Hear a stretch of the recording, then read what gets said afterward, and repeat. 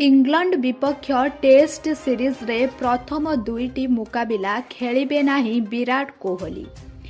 January 25 तारिखरू हेबाकु थिबा England विपक्ष 5टी test series रे प्रथम दुईटी सीरीज खेलिबे नाही विराट कोहली।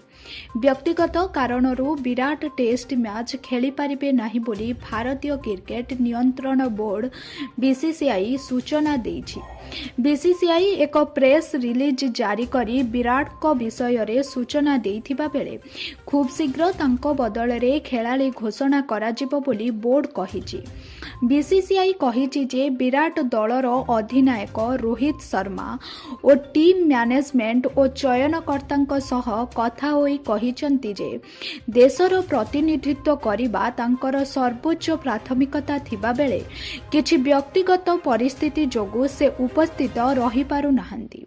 सूचना थाउ कि जानुआरी 25 तारिखरू भारत और इंग्लैंड मध्य 5टी टेस्ट सीरीज खेलाजिबो। एहिपरि दमदार खबर गुड़िक देखिबा पई आम चैनल टी को सब्सक्राइब